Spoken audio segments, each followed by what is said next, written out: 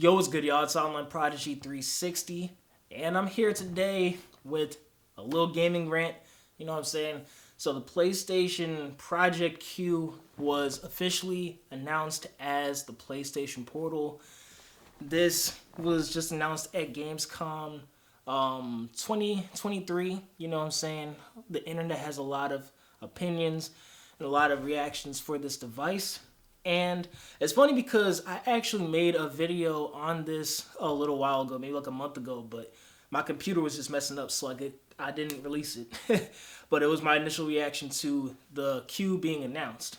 But hey, since we got the name of it, and we see, I guess that's the final model that we just saw. I guess I could talk a little bit more about this thing. But man, I will say this: a lot of you guys had some interesting opinions. A lot of you guys had some interesting things to say about this device, and honestly, I have lost a lot of faith in the gaming community because you guys do not know how to read or listen. I'm being 100% straight up with you guys. You guys do not know how to read or listen to anything that's happening, man. And you guys take things out of context. Here's where I'm coming at with this, all right? Here's where I'm coming from. PlayStation never said that this was a dedicated handheld gaming device. They never said that. To this date, they never said that the PlayStation Portal, or at the time it was called the Q, Project Q, they never announced this system as a dedicated gaming device. They never even called it a system. It's not even a console. It is literally a remote play peripheral for your PS5. That is legit all it is. You guys are getting angry thinking, oh, this is supposed to be the successor to the V. First of all, a lot of you guys, so it's like a lot of the criticism is coming from a lot of different camps. You've got the Nintendo Switch cats that are like, oh yeah, this can't compete with the Switch, no one's going to beat Nintendo. Nintendo's always going to be on top. What does Sony think, they're doing? They never beat us with the PSP or the Vita. You got those people over there. You got the Stream Deck or Steam Deck, whatever the heck that is called, and all those little PC variants of like handheld gaming devices that are popping up nowadays. Those people, I'm going to be quite frank with you guys. Those people, I don't know if I'll say it now, but like those people are probably like, okay, well, we're more powerful. We have more features and everything. We can play games natively. So what is this thing? It's not competition. I'll get into my opinions on that soon. And then you have, the PlayStation fans, which, I'll excuse this because, I mean, I'm a PlayStation fan myself, what I'm saying?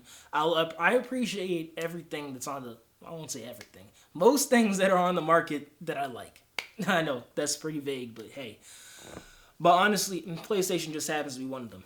But these guys have been waiting since like 2000, not necessarily 2012, but like at least 2015 for like a successor to the Vita. And nothing came out, and like the Vita, we all know how Sony did the Vita, So it's like they're waiting for something, then like the closest thing that resembles a handheld gaming device that they get in years is this. And it's such a downgrade from what they, were looking for. So, of course, they're going to be angry, So it's a bunch of mixed reactions. And you also have the people that don't like handheld gaming devices that just bash it, But this is what I'm going to do. I'm just going to take this from a couple angles. So just follow the ride and I'll eventually get to it. But honestly, this is a remote play conduit, a remote play peripheral, whatever you want to call it. Literally, it's just an 8-inch touchscreen with a dual shock on the sides. Literally, that's all it is. It has a headphone jack. Now, where I will say they dropped the ball is, the lack of Bluetooth. That is definitely the equivalent of no memory cards, proprietary memory cards for the Vita. That's definitely, like, why would you not have Bluetooth in 2023? That was definitely a shot in the foot right there. So I can't defend them on that. But, and also the cloud gaming situation, for the PlayStation Plus tier, that was not the best decision. I'll get on that later. But like, this See, you got me saying it now. You guys are contagious, man. I hate you guys.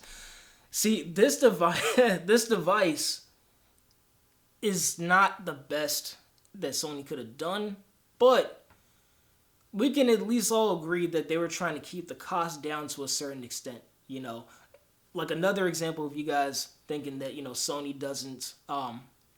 Another example of you guys not really reading into things. When that Microsoft document leaked and they said, oh, Project Q is going to be $200 to $300. A lot of you guys just said, oh, the Project Q is going to be $300.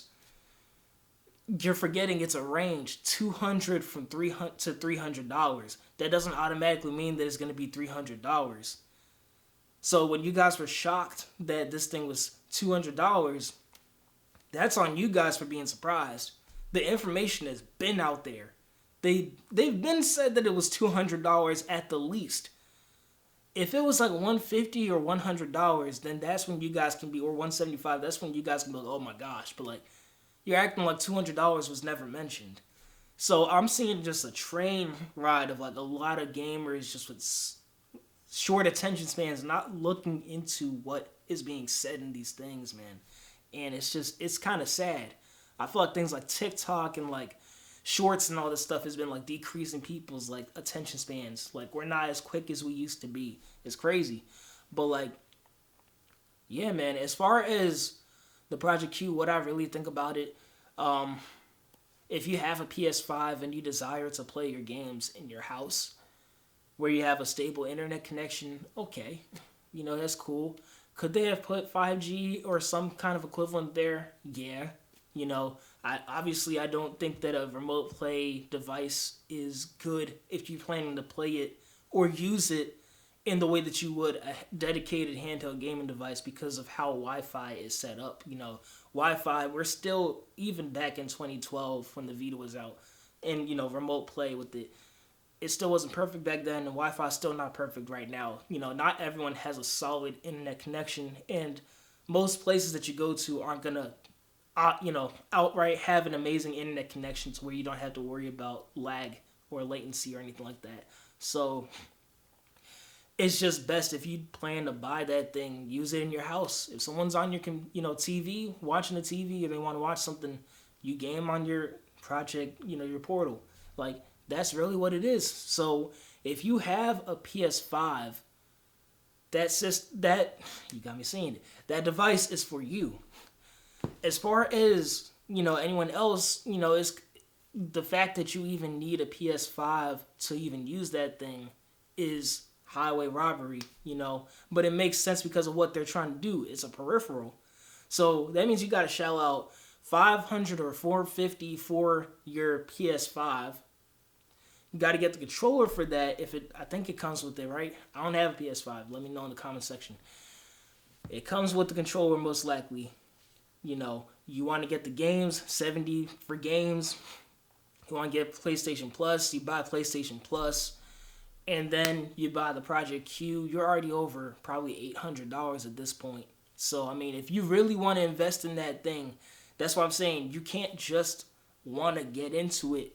You got to have a PS5 for it to even make sense to get it. You can't use it without the PS5. So, that's one of the biggest drawbacks. But to be honest with you guys, it's only a drawback, if let's say someone didn't want a dedicated handheld gaming device, but they don't want to buy a PS5. They just want to have whatever that remote play thing is without having a PS5. It's not going to happen, right? For people that have the backbone or whatever for their phones, can you use the remote play without owning a PlayStation 5? Let me know in the comment section. But it's just, to me, the argument just doesn't make any sense. They never revealed this thing to be a dedicated handheld gaming device. So they've literally, when they announced the Project Q, if you guys watched that PlayStation showcase, what did they announce it next to? They announced it next to the earbuds and the PlayStation Pulse, whatever headset thing. Why would they do that if it wasn't a peripheral? I don't know why I said peripheral like that. Why would they do that if it wasn't a peripheral? Like, you guys aren't thinking straight. In all of Sony's hardware announcements, what have they done? They've always made a dedicated event or made it a huge deal that something new is coming from PlayStation. And they dedicated a whole event towards that one product. They did that with the Vita.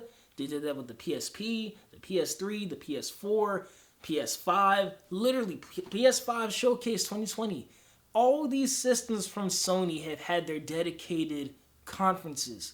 Why on earth would they shoehorn the Project Q in the PlayStation Showcase in the summer? Why would they shoehorn that right next to peripherals if it was a dedicated console that's supposed to be in addition to the lineage of PlayStation? You guys are not thinking straight, and you guys are completely forgetting the past. It is not a dedicated handheld system. It is a peripheral for your PS5. Honestly, what I think they should have done was, I don't think the Project Q was needed. If they wanted to really make that, it should have been out during launch. If they really wanted that, it should have just been something that they had close to launch or in the early stages of the PS5. Because right now we're just midway and it's just kind of awkward. But to really be honest with you, and they could have had it act like a Nintendo Switch type situation if they really wanted to do that. But to be honest with you, what they really need to do, and I might get some hate for this, is make a successor for this. The Vita. The thing you guys didn't buy. The thing a lot of you PlayStation gamers that are saying, oh, I want a new PSP. Well, obviously, a lot of the people that bought a PSP didn't even buy the Vita. So, and you guys are the same people begging Sony, wondering why there hasn't been a new console, but you guys didn't even know this thing came out. And the sad part is, it's not 100% your fault that you guys didn't know about it, because Sony didn't make a big enough, marketing push for this system. I'm not going to go into the reasons why it failed, but let's not pretend, and this goes out to everybody, from the Steam guys who are, let's be honest, you guys are afraid. You guys are literally afraid because you guys know this one fact I'm about to say right here. Nintendo, to an extent, they're downplaying Sony right now. I'm not going to lie. Literally everybody's downplaying Sony right now. But let's not pretend like Sony is the most qualified and extremely capable of producing a very successful handheld gaming system today if they really tried. Like, let's be honest here. I know a lot of you guys are going to say, oh, Sony doesn't care to do this. But let's imagine a world where they actually did care. And they put in almost the same amount of effort that they put into the PS5. For marketing push, getting devs on it, first-party support, basically everything they were supposed to do with the Vita. If they did that with a whole new system and kept it affordable for the masses, did all the marketing, everything they need to do, you would be 100% crazy if you think that thing wouldn't be successful. If they actually tried. I 100% feel like if they tried today and they put in, let's say, the same amount of effort, if not more, that they did with the PSP, and I know the handheld gaming market is different than what it used to be, they would sell way more than what the Vita did. Way more. Maybe it won't hit PSP numbers. Maybe it won't. But that thing would definitely be a success today. I guarantee that. It'll be way more successful, and they'll probably blow the Steam Deck and all those other rogue whatevers out of the water. Because they have experience in that space, and they were the closest to competing with Nintendo out of everyone who ever tried. So a lot of people just downplay Sony, but honestly, if Sony actually cared to do it, and they actually doubled down on it and were consistent with it all the way through its lifespan, come on, man. And all you guys are saying Vita died. If Sony had that same energy for Vita, you guys know they could have made that thing successful. You guys know Sony did it dirty. So the solution is make a new successor to the Vita. Sony's not blind. They see all the people complaining. It's clear that if the world's so angry about this, there's definitely a desire for Sony to re-enter the handheld gaming market. So, Sony's going to take note of that. And I'm not going to say if they're smart, but if their business plans align, or if they see a market there, which clearly there is, because there's demand and there's anger, which means that there's hunger for that market, for that device, they'll actually start saying, okay, well, shoot, what do we need to do? What went wrong with the Vita? What went good with the PSP? What's happening right now? Why is Nintendo winning?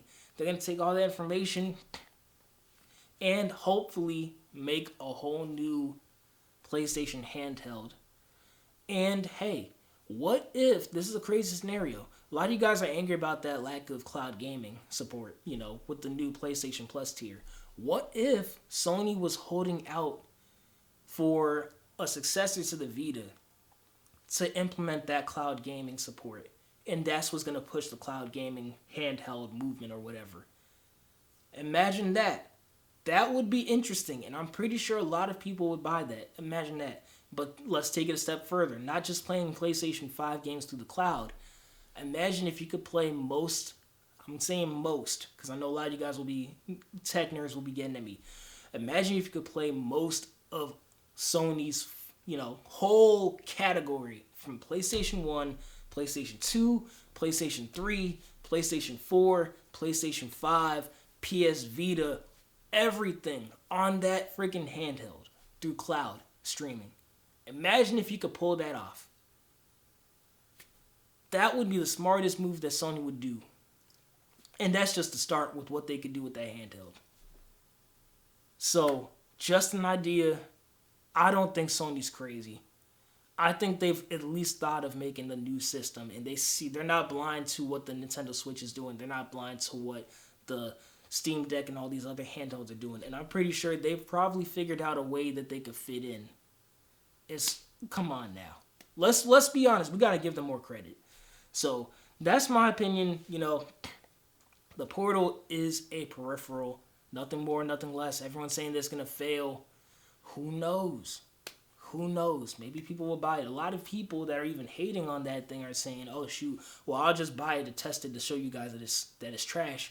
All those numbers will accumulate. It's a lot of people talking about it. People will literally buy something. It's just like how people listen to songs. Like, when a lot of people, and no disrespect to the artist, but when a lot of people heard Ice Spice's Munch, a lot of people were like, oh, this is some trash. Let me check out the song. What happened to the song? That song blew up. Or that SpongeBob thing that she did. That song blew up like crazy. It's the same process with this. If a lot of people are like, yo, this thing's trash. Let me buy it and test it out so I can show the world that it's trash. Or show my friends it's trash. The numbers will go up. Once they see that it actually works properly, they're going to be like, oh, snap, this is actually pretty cool. I don't know if it's going to be a huge success. But let's see. Let's see what happens. I'm going to give Sony a shot. I highly doubt that they would put all this money into it if they didn't think it was going to do at least something. So, they have a plan. It's a peripheral. I don't think it's going to be anything deeper than that. Maybe they'll do cloud streaming later later down the line. Maybe not. Who knows? But right now, it seems like Sony's been intentional with how they spend their money. So, we never know.